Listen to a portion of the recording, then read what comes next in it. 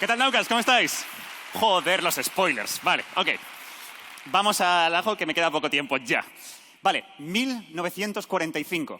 Caen sobre Hiroshima y Nagasaki dos bombas atómicas. Uno de los eventos más horribles de la historia de la humanidad, pero hay que concederle que también fue un hito técnico. Un hito técnico llevado a cabo por la gente del Proyecto Manhattan, el proyecto estadounidense que hizo la bomba atómica. Pero lo que no saben algunas personas es que los nazis también tenían su propio proyecto nuclear. Se llamaba el Proyecto Uranio. Y es muy curiosa su historia, porque esta foto que veis aquí son soldados aliados desmontando el único reactor nuclear que tenía el Proyecto Uranio. Porque, bueno, si sois un poco avispados, creo que os habréis dado cuenta de que si estamos todos aquí y nos llevamos una esvástica en el brazo, es porque este proyecto fue un total y completo fracaso. Y efectivamente lo fue. Los nazis no llegaron nunca a construir ni siquiera un reactor nuclear. Es decir, la bomba atómica nazi como tal nunca existió. Fue un fracaso de proyecto. Pero es interesante preguntarse ¿por qué?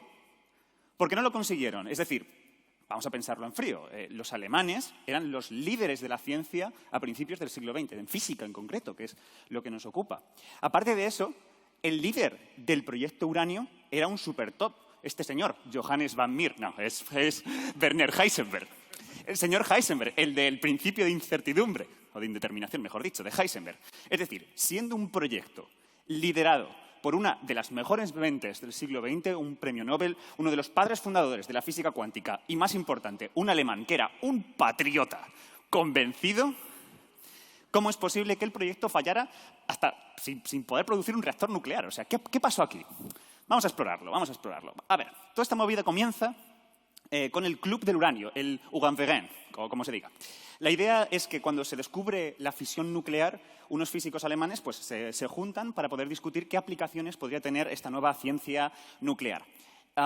Y en 1939, cuando empieza la guerra, los nazis prestan mucha atención a este grupo y básicamente los fichan para que pongan en práctica todo lo que están pensando. Así inicia el proyecto Uranio. Comienza en 1939, es decir, comienza 3 años antes que el proyecto Manhattan.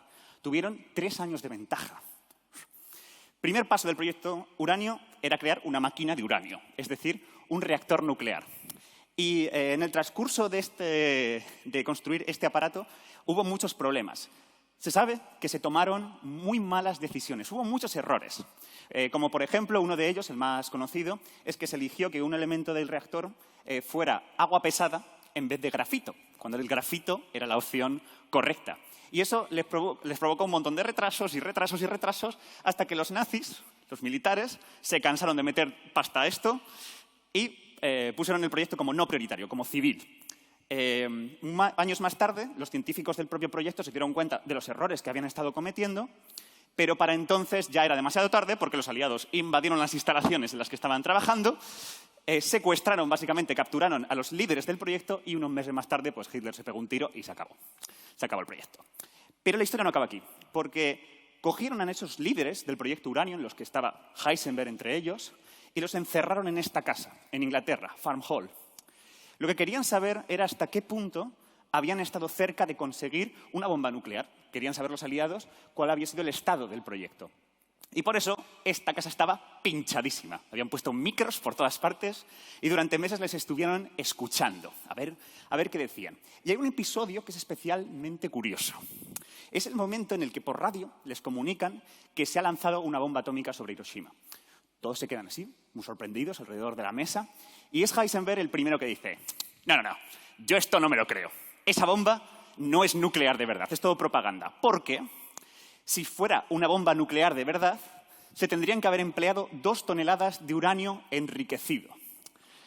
Y aquí, desde la comunidad del futuro, decimos, no, señor Heisenberg, usted se equivoca. La bomba que cayó en Hiroshima contenía 64 kilos de uranio enriquecido. Es decir, Heisenberg te has equivocado por muchos ceros. De aquí emana la primera tesis de por qué la bomba atómica no existió, la tesis negra. ¿Por qué no existió la bomba atómica nuclear? Nazis tontos, nazis estúpidos, que no supieron calcular las cosas bien y la cagaron 5.000 veces. Y este podría ser el final de esta historia, así de fácil. Pero es que justo unos segundos después, esa gente que estaba en esa casa unos segundos después la cosa dio un vuelco. Y es que Otto Hahn, el codescubridor de la fisión nuclear, que estaba al lado, sentado con Heisenberg, se extrañó mucho por lo de las 2 toneladas y le dijo: un momento, Werner, ¿acaso no dijiste en Alemania que se necesitaban solo 50 kilos?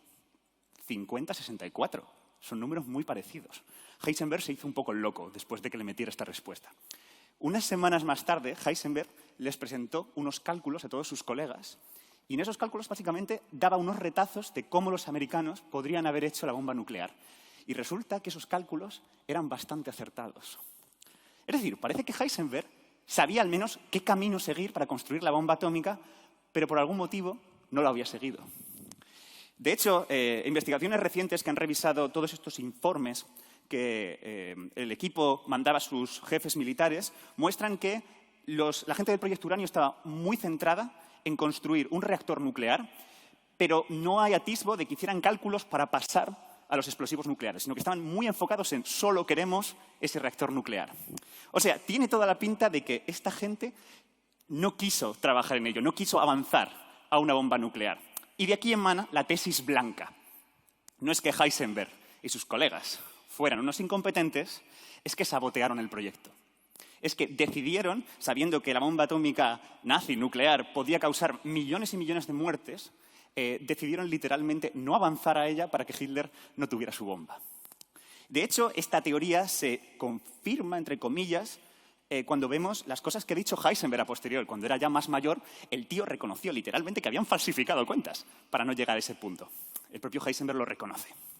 Pero claro, a algunos historiadores esto no les cuadra mucho. No les cuadra mucho.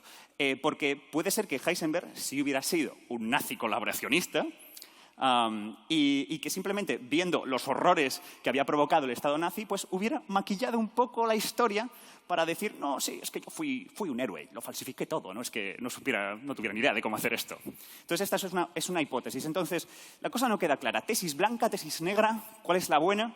¿O es que hay una tercera opción? Os presento la tesis gris. La tesis gris es que a Heisenberg se la sudaba. Le daba igual construir una bomba. La idea no es que Heisenberg quisiera derrocar el Estado nazi y fuera un saboteador nato, sino que realmente a Heisenberg pues, le daba igual y era un personaje gris, como muchos personajes de su época. Es decir, eran personas que ni eran nazis convencidos, ni tampoco hacían nada en contra del Estado nazi, sino que estaban pues, en un estado gris. Querían salvar el culo, querían seguir con sus vidas y querían seguir con sus investigaciones sin mayor complicación. En este sentido, por los trabajos de Heisenberg, se ve que él está muchísimo más interesado en hacer cosas de física fundamental que estar con aspectos ingenieriles de hacer una bomba atómica, de hacer un reactor, que a él lo que le interesaba realmente eran las cuentas y que por eso realmente no hubo bomba atómica, porque no le interesaba. Así que, bueno, Heisenberg el blanco, Heisenberg el gris o Heisenberg el negro. Me temo que esa es una cosa que os dejo completamente a vosotros. Pero hay una reflexión interesante respecto a todo esto. Y es que si uno realmente se abstrae y compara los dos proyectos nucleares, el proyecto Manhattan y el proyecto Uranio, uno se da cuenta de que son proyectos muy diferentes.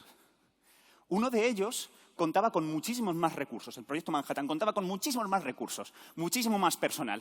Y tenía mucha más capacidad, en el fondo, que el proyecto Uranio. Es decir, que a lo mejor le estamos dando demasiada relevancia a la figura de una sola persona, cuando realmente esto se basa en una cosa muy, muy simple, que si no tienes pasta y si no tienes recursos, no puedes hacer buena ciencia.